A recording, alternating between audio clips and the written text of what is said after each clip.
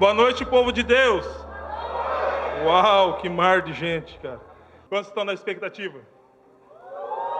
Cara, se você conseguisse ver o que eu estou vendo aqui, você ficaria maravilhado. Uau, Deus é muito bom.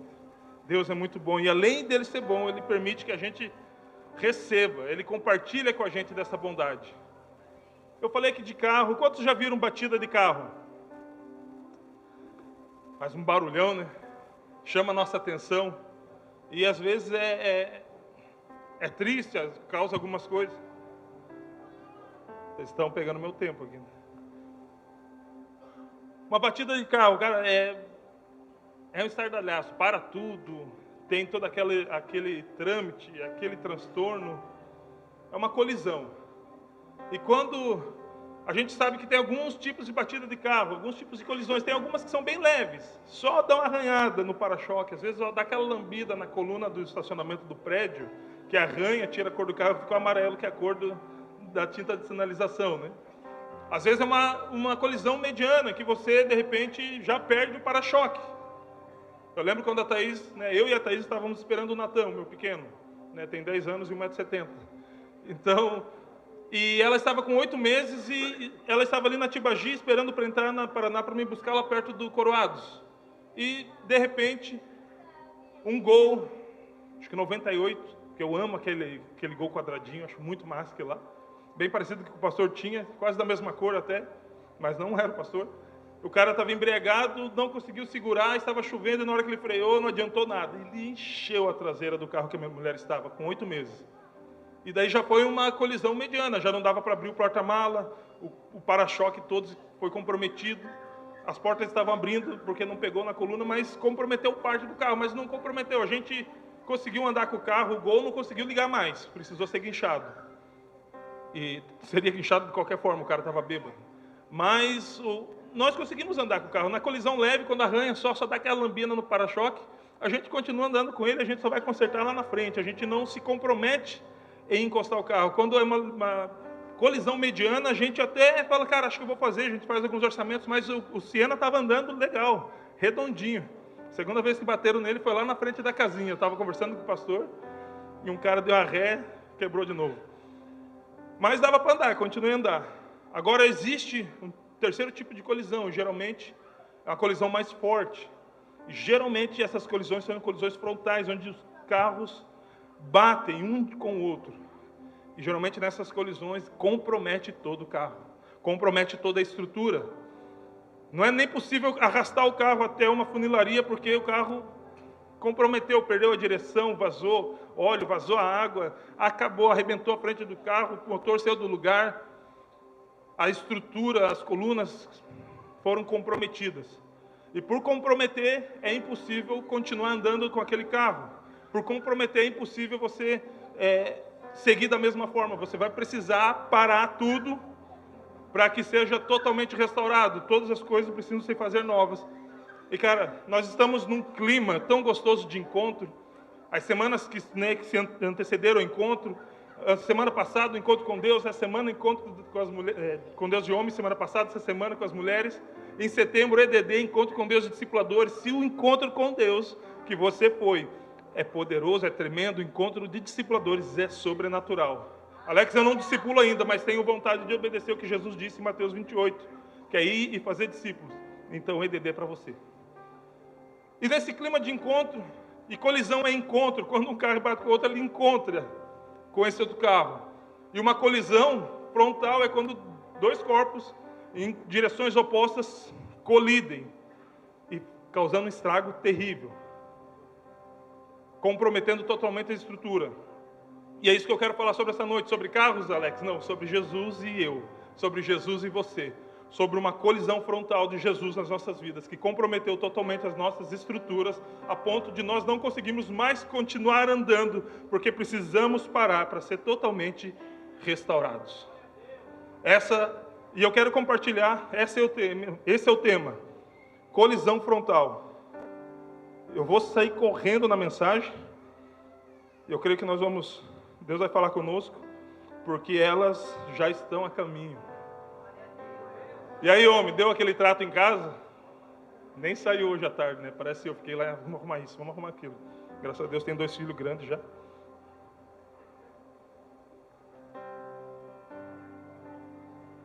Colisão frontal, cara, quando acontece uma colisão frontal com Jesus e a gente, é a mesma coisa que pegar uma carreta, carregada de carreta, e colidir com o Celtinha.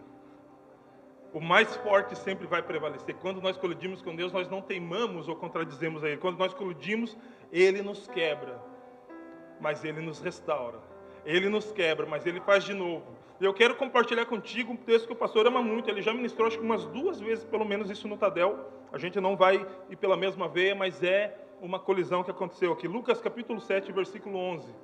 Nós vamos ler do 11 ao 17. Lucas capítulo 7, versículo 11 diz: Pouco depois, Jesus foi para uma cidade chamada Naim, e os seus discípulos e numerosa multidão. Os seus discípulos e quem mais? Numerosa multidão. Quando a Bíblia fala isso é porque não dá para contar. É uma galera, é uma arrenca, uma catrefa. Do jeito que você for acostumado a falar. É quase isso aqui, multiplicado por uns 10, eu acho. Que era uma multidão. Iam com ele, iam com Jesus. Amém? Versículo 12. Ao aproximar-se do portão da cidade, existia um lugar de passagem, um local de acesso, que era esse portão de entrada. Eis que saía o enterro do filho único de uma viúva.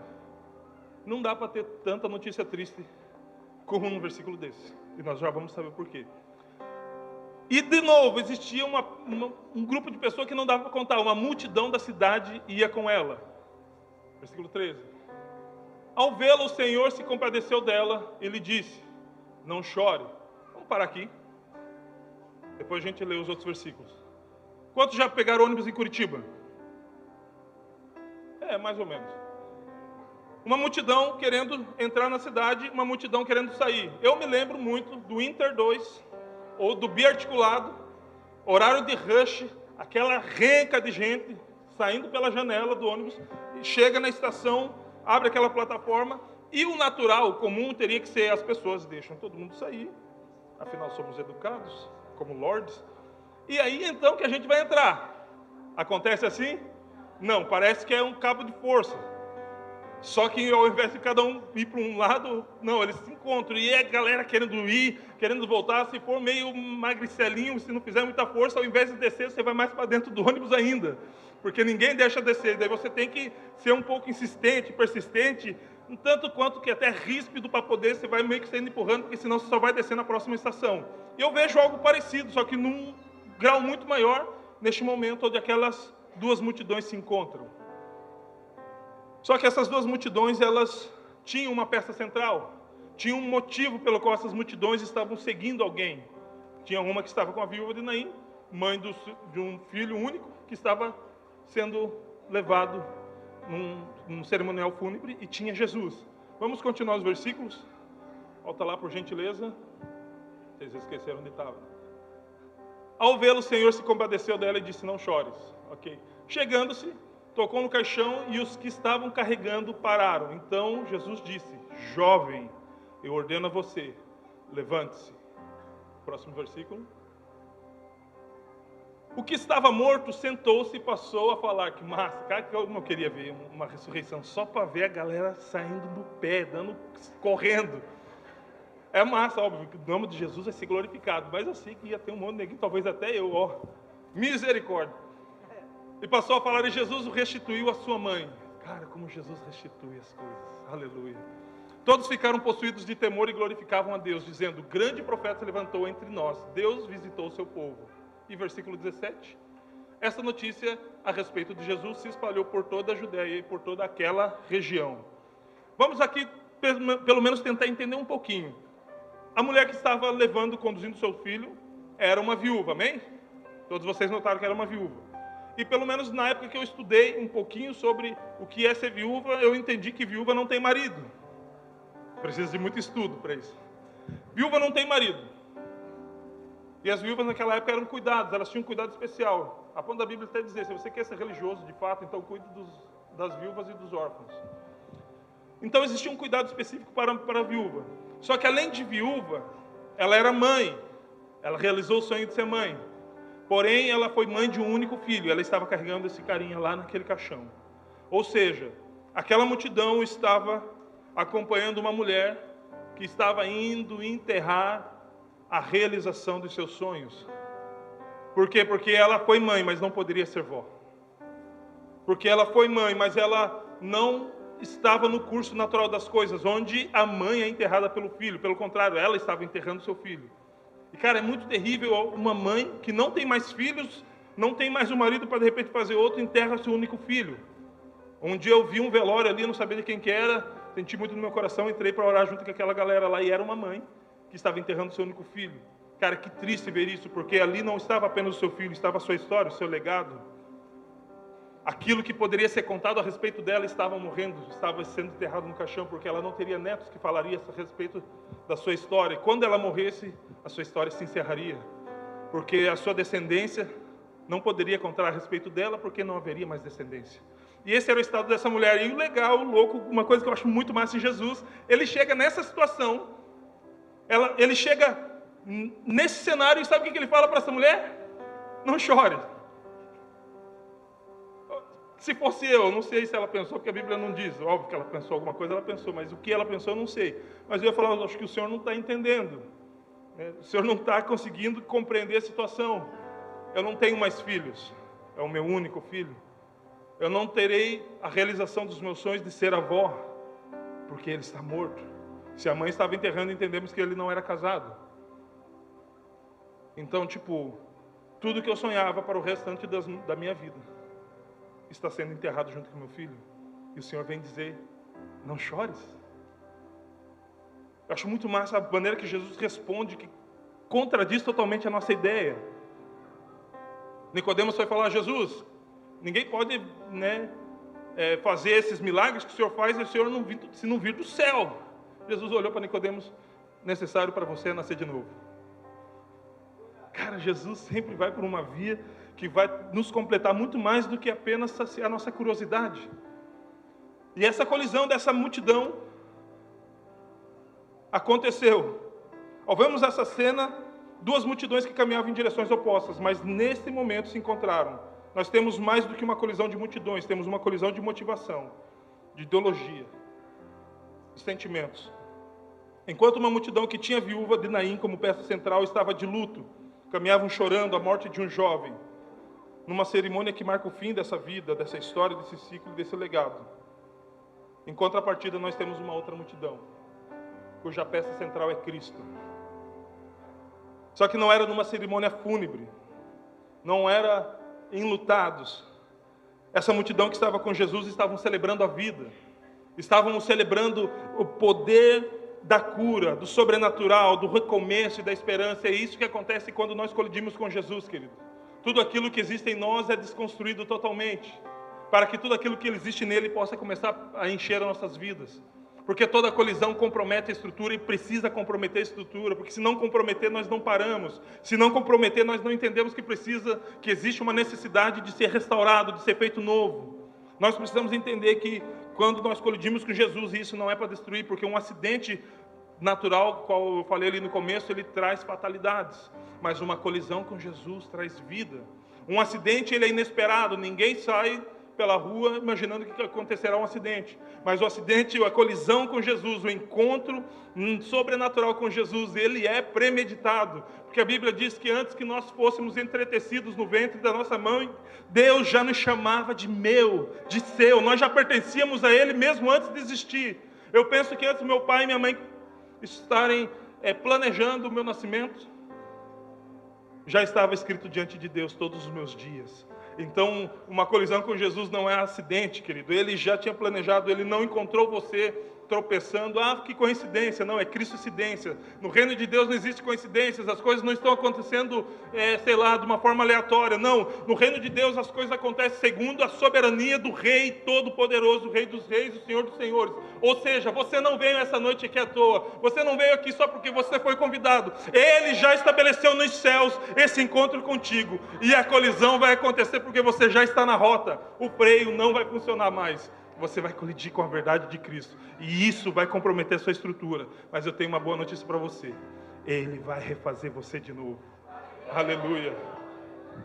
Glória a Deus, glória a Deus. Quando nos encontramos com Jesus a ponto de haver uma colisão frontal terrível, de dar PT,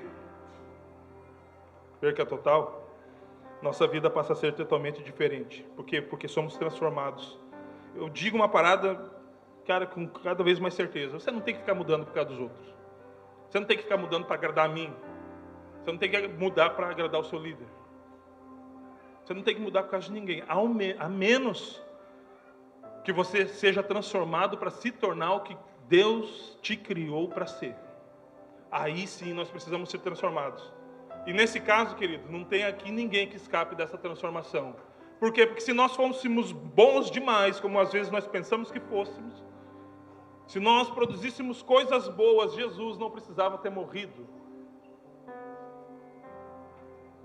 Muitas vezes eu conheço pessoas que correm atrás de revelação. Parece que vivem no tempo do filme Kodak.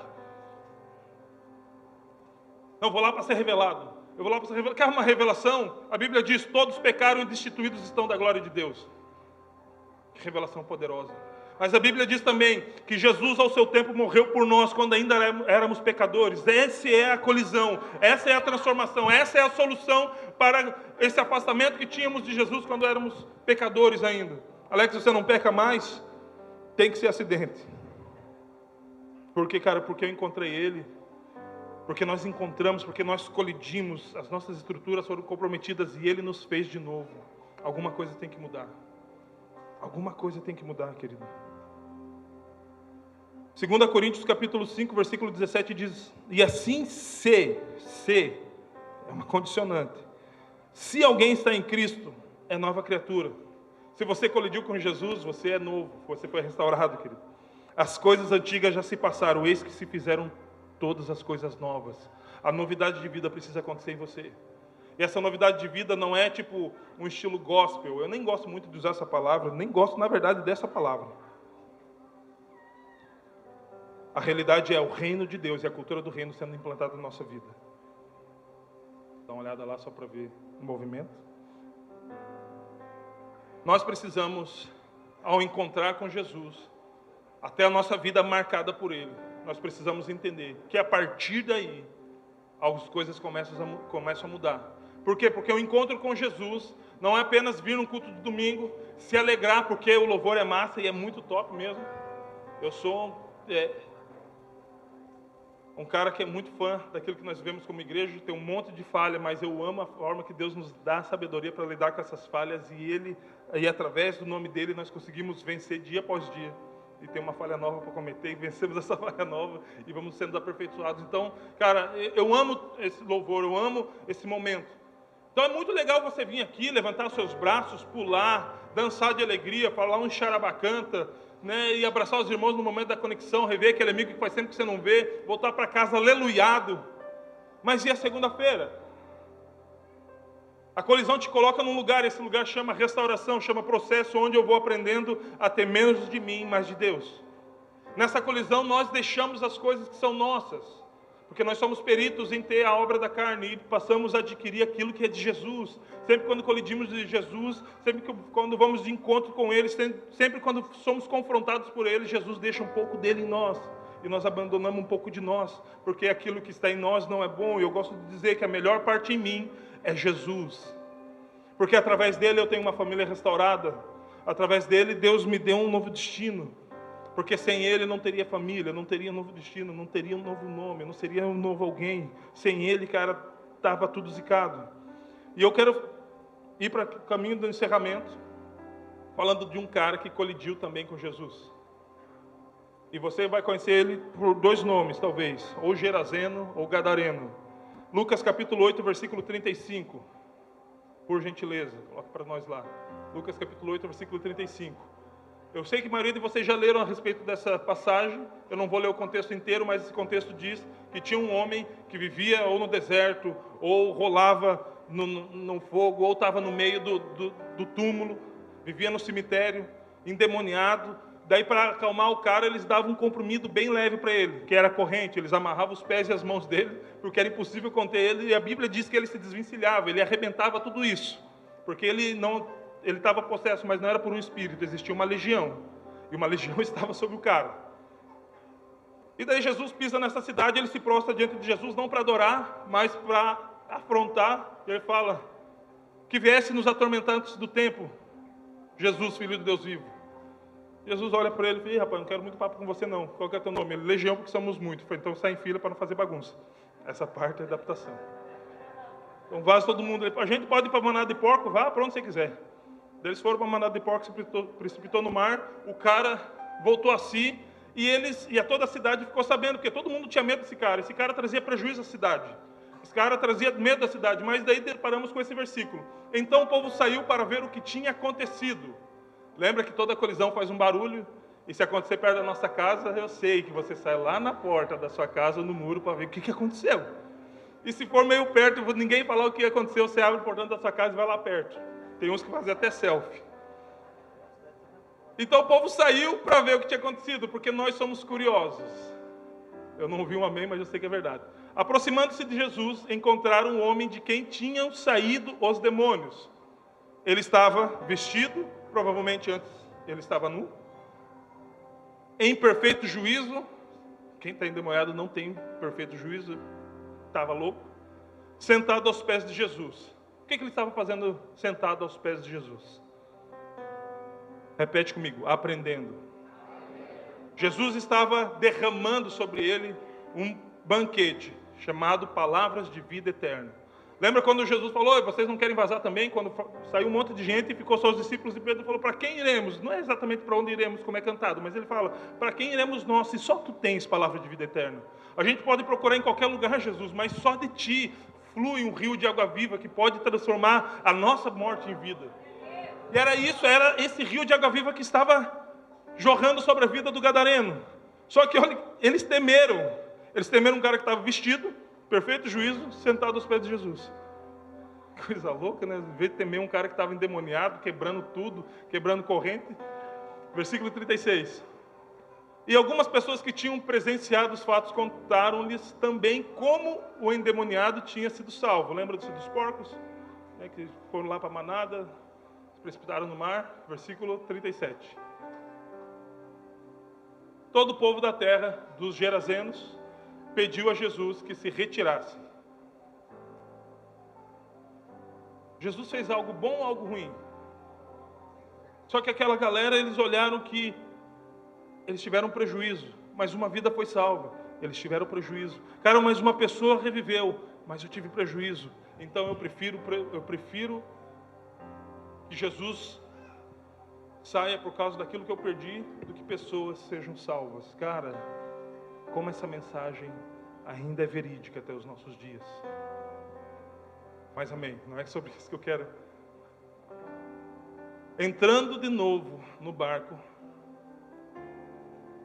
congela nesse versículo 37, ele voltou. 37 não, vai para o 38. Daí no 38 você congela. O homem de quem tinham saído os demônios lhe pediu que deixasse estar com ele. Ele falou: Jesus, o Senhor está indo embora. Eu falei: o seu povo me rejeitou. Eles me expulsaram, deixe-me ir contigo. Porque se eles rejeitaram o Senhor, que é a vida, quanto mais a mim. O que eles vão fazer? Eu vou ficar sozinho aqui. Sabe por que ele estava aos pés de Jesus? Jesus já estava falando palavras ao coração dele para que ele pudesse suportar isso aqui, queridos. Ou seja, sem as palavras de Jesus sendo vivas em nós, nós não vamos suportar. Sem as palavras de Jesus, sem essa fonte de água viva nos saciando todos os dias, nós não vamos suportar. E Jesus já estava fazendo isso com ele, ensinando a ele para que ele pudesse suportar, porque a partir daqui ele ficou sozinho. E para nesse versículo.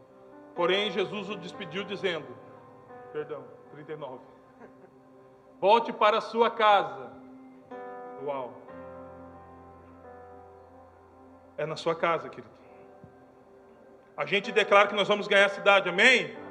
Nós vamos anunciar o evangelho nessa cidade, amém? Muitas pessoas nessa cidade vão conhecer Jesus, amém? Mas é na sua casa que eles precisam começar a ver a transformação dessa colisão que aconteceu entre Jesus e você. É dentro do seu oikos, é dentro daquele lugar onde as pessoas conhecem você de TPM, conhecem você estressado, conhecem você quando a dívida está maior do que o dinheiro que está na conta, conhecem você quando as coisas não estão bem. É dentro de casa. Jesus fez um envio. Gadareno foi enviado assim que se converteu, e o envio de Gadareno foi: volte para casa e conte tudo que Deus fez por você. Jesus ainda humilde, não falei nem que foi que eu fiz por você, o que Deus fez por você. Jovem que aqui está. Sou líder de jovem, então posso. Adolescente que aqui está. O que seus pais têm ouvido falar de você, o que sai da tua boca é a respeito daquilo que Deus tem feito na sua vida? Marido que aqui está. O que a sua esposa tem ouvido falar e vai continuar ouvindo falar é a respeito daquilo que Deus tem feito sobre a sua vida? Porque quando nós temos encontro com Ele, queridos, nós não andamos da mesma forma, nós não caminhamos da mesma forma, nós não somos mais os mesmos. Por quê? Porque tudo se fez novo. Tudo se fez novo. E Jesus fala para esse cara aqui: vai e conte tudo que Deus fez por você. Só que o povo sempre faz um pouco, eles têm uma amplitude diferente do que Deus fala, né? Quando Pedro e João curam o coxo na entrada do templo da porta chamada Formosa, ele falou: não conte a ninguém o que aconteceu. Ele entrou pulando, gritando dentro do templo: Jesus, o cara me curou, os discípulos de Jesus me curaram, os seguidores de Jesus me curaram. Então, eles fizeram ao contrário. E aqui Jesus falou: vá para sua casa e conte o que você fez, o que Deus fez por você. Então ele foi proclamando por toda a cidade o que Jesus lhe tinha feito. Não bastou casa. Por que ele foi para a cidade? Porque tudo aquilo que nós vamos fazer nessa cidade precisa começar dentro das nossas casas. Tudo que Deus quer fazer nessa cidade precisa começar em você, para depois ser através de você. Cara, e olha o versículo, olha o próximo versículo. Quando Jesus voltou, não foi para casa, é quando Jesus voltou para a cidade de Gadara, a multidão o recebeu com alegria, porque todos estavam esperando. E por que eles estavam esperando Jesus? Porque aquele endemoniado, ele não voltou à sua vida como era antes. Aquele cara, ele não teve só uma colisão com Cristo, Charabá cantou no culto, voltou aleluiado para casa e segunda-feira, pena que acabou, né? Não é muito bom ficar naquele encontro com Deus, naquele retiro, não dá vontade de vir embora, porque a gente sabe que as Casas Bahia vão estar esperando a gente, a Copel vai estar esperando, Sanepar, a sogra, um monte de gente vai estar esperando e a gente não quer sair daquele lugar. Só que a questão não é como as tempestades baterão forte, ou como a tempestade será densa. A questão é se nós permaneceremos com Jesus durante essa tempestade. A questão é, não importa se nós teremos aflição ou não, não importa se nós teremos que enfrentar a cidade do qual nós fomos mal falados ou não, o que importa é se eu vou permanecer em Jesus e as palavras deles vão permanecer em mim, porque é somente a partir daí que eu vou dar fruto. Eu sei que tem um monte de homem que voltou do encontro, e agora, o que nós fazemos? Como é que nós vamos sustentar? Como é que nós vamos seguir? Ou você que já veio aqui, e Jesus tocou a sua vida, como é que eu faço daqui em diante? Porque, cara, é aquilo que você faz que vai fazer com que as pessoas queiram a quem você pertence. Porque o gadareno, ele viveu de uma forma digna de quem ele pertencia. Porque ele não ficou mais endemoniado, ele não ficou mais arrebentando corrente, ele não ficou mais se rolando lá no meio dos túmulos. Ele passou a ter vida, porque Jesus trouxe vida. Jesus trouxe vida a ele. A multidão que acompanhava a viúva, ela continuou indo para o cemitério? Não, porque não tinha mais motivo. A multidão mudou de direção. Eles mudaram a motivação, não precisava mais chorar por luto, porque não existia mais ninguém morto. Eles mudaram o sentimento, aquela tristeza, foi mudado em alegria. O desespero em esperança. Por quê? Porque a vida de Jesus triunfou sobre a morte. Quando nós encontramos Jesus, nós precisamos de mudar de direção. Porque antes estávamos encontrando, ainda ao encontro de Jesus, carregados de morte, carregados de nossos sofismas, dos nossos pensamentos, das nossas convicções. Mas quando nós colidimos com Ele, tudo aquilo que havia em nós, que a gente até sustentava com uma pose de boa coisa, é destruído. E Ele começa a edificar algo novo em nós. E por causa dessa edificação, Ele nos coloca num novo caminho. A gente anda de uma forma diferente, a gente passa a representar aquele que nos vocacionou, aquele que nos chamou. E é isso que Ele quer fazer com você. Porque a partir desse momento que Ele entrou na sua vida, nós precisamos refletir Ele. O gadareno passou a refletir a verdade de Cristo, que ele tinha aprendido com Cristo. A ponto de quando Jesus voltasse àquela cidade, Jesus foi bem recebido. Os caras estavam esperando Jesus, por causa do testemunho do gadareno. Se coloque de pé, por gentileza.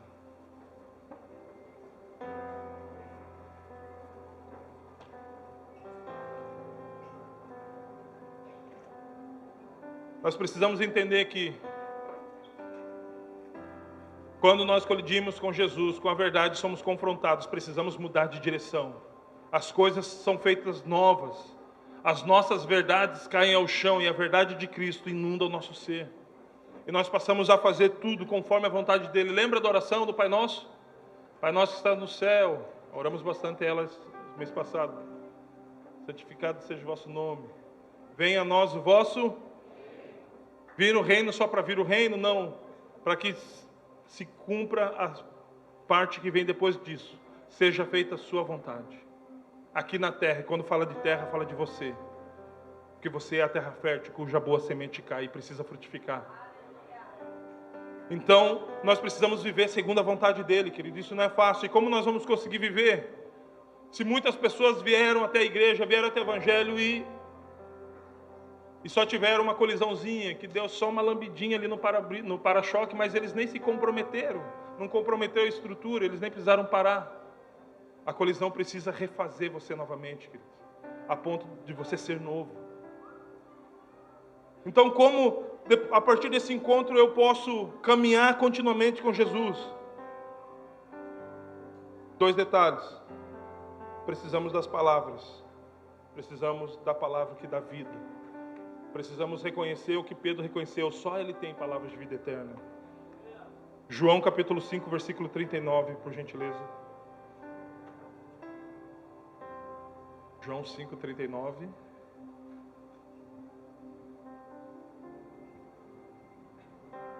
João 5,39 diz: examinais a Escritura, porque pensam ter nela vida eterna, e são elas mesmas que testificam de mim. Jesus estava falando aos judeus que estavam examinando as Escrituras e não criam em Jesus, mas ele falou: cara, vocês pensam ao examinar essas Escrituras que vocês têm vida eterna, amém? Amém, ok, tudo certo, Jesus não discordou deles, só que ele falou: só que essas Escrituras é que testificam de mim. A Bíblia dá um conselho bem legal, jovem. Jovem, quer permanecer puro o seu caminho? Então observe o seu caminho segundo a palavra de Deus. Traz a palavra para o seu caminho e observa cada passo que você dá segundo os princípios de Deus. Você vai manter puro o seu caminho. É impossível nós permanecermos fiéis, íntegros diante de Deus, sem nós observarmos o nosso caminho segundo a sua palavra. Você pode ser membro de igreja por 40 anos. Se você não observa o seu caminho segundo a palavra, você é só membro de igreja, querido. Você é só um simpatizante do evangelho. Mas se você quer andar, caminhar com Cristo, a ponto de que as verdades dele transformem continuamente a sua vida, você precisa se encontrar todos os dias com a sua palavra. Todos os dias se encontrar com o maná que vem do céu, porque é o pão que ele dá, que vai saciar a sua fome e transformar a sua vida. Sem isso, nós não temos uma vida suficiente diante dele. Nós precisamos entender que qualquer sucesso desse mundo não pode ser justificado se nós não formos alguém que está totalmente alinhado com as verdades do alto. Eu não sei o que você conquistou, eu não sei os seus sonhos, eu não sei os seus planos, mas coloque os seus olhos naquilo que não se vê, porque aquilo que se vê é passageiro, é transitório, mas aquilo que não se vê é eterno. Se alimente diariamente das palavras de Deus. Não seja um cristão de domingo, que vem ao culto, celebra, recebe uma palavra e tenta viver. Você não come apenas uma vez por semana, você precisa se alimentar dia após dia.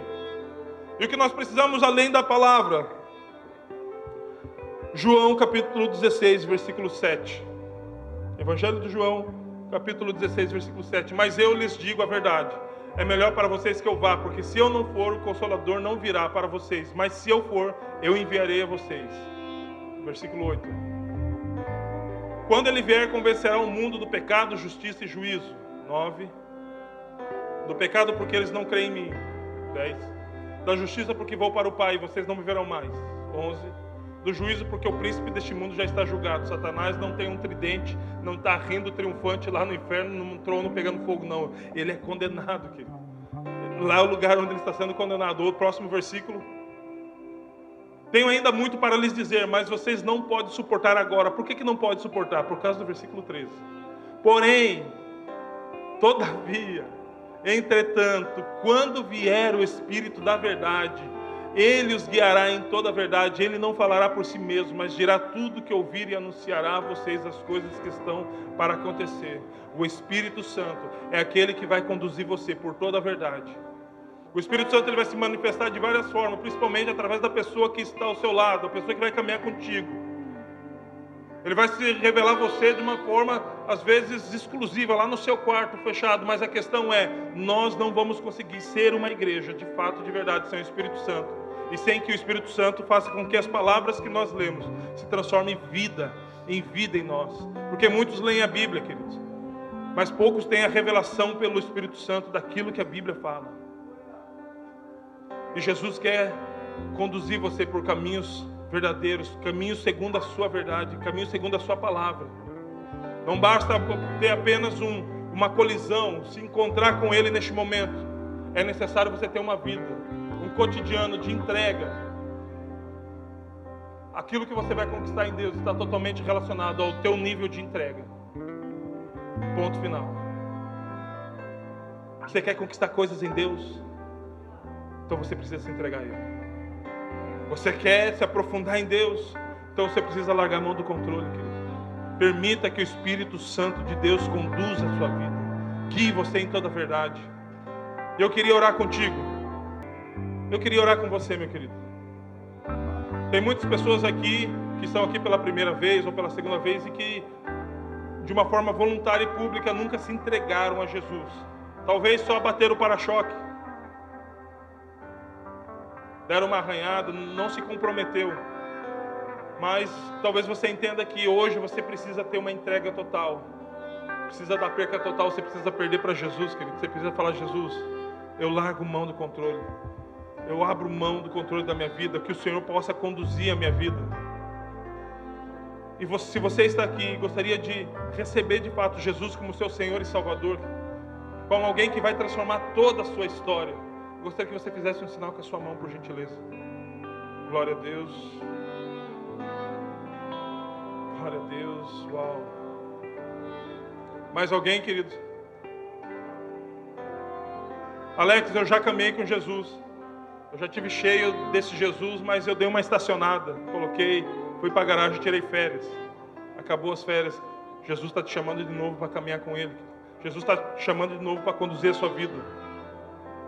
E eu gostaria que você que levantou a sua mão, que você pudesse vir aqui frente rapidinho. Eu gostaria de orar contigo. Bem rapidinho. Se alguém perto de você levantou as mãos, venha junto com ela, para que essa pessoa não venha sozinha, querido. Uau! Jesus é bom demais, querido. Jesus é bom demais. Pessoal que já é da família, eu gostaria de chamar vocês para abraçar essas pessoas. E se você está aí: Alex, eu não sei se eu vou, eu não sei se eu não vou. Ei, não tenha medo. O que Ele vai fazer com você é te dar uma veste nova, recobrar o seu juízo, te dar um novo destino, que é os céus. Ei, você, filho pródigo, volta para casa. Existe uma mesa preparada para você. Existe um lugar de banquete. Você pode ser substituído na sua empresa. Você pode ser substituído até na sua função que você tem na igreja. Você pode ser substituído na sua escola. Mas na mesa do Pai não existe um filho que é substituído. Todos têm lugar. Todos têm o seu lugar garantido, reservado, porque o Pai ama a todos. Volta, filho pródigo, para casa de onde você não deveria ter saído.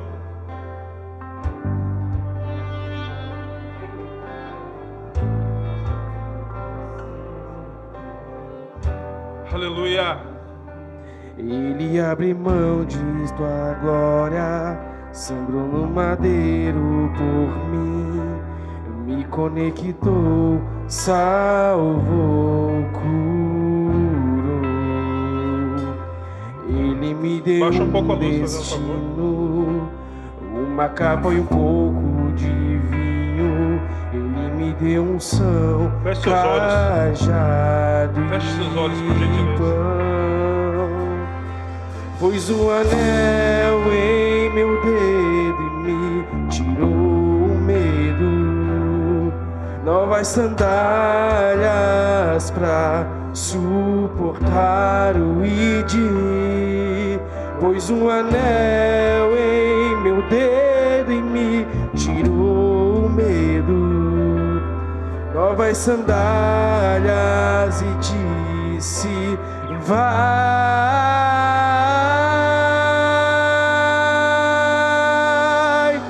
E eu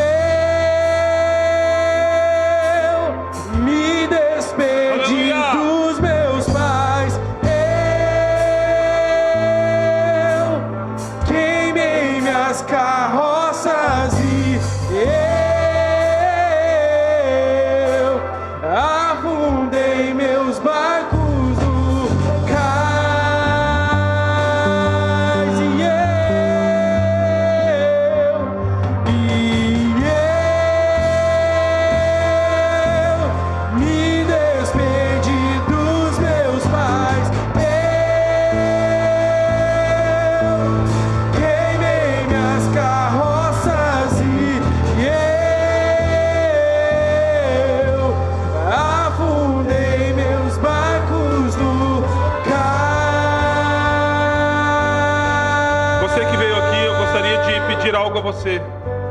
Você olhasse para mim nesse momento. Eu queria fazer uma oração contigo e, por gentileza, queria pedir você que pudesse repetir. Cara, tem crianças aqui na frente. Jesus é muito bom. Jesus disse a respeito delas: não as impeçais, porque das tais é o reino de Deus. Eu quero fazer uma oração com você. Você repete comigo, por gentileza? Senhor Jesus, eu me entrego de corpo, alma e espírito. Eu te recebo como meu Senhor e o meu Salvador. Transforma toda a minha vida.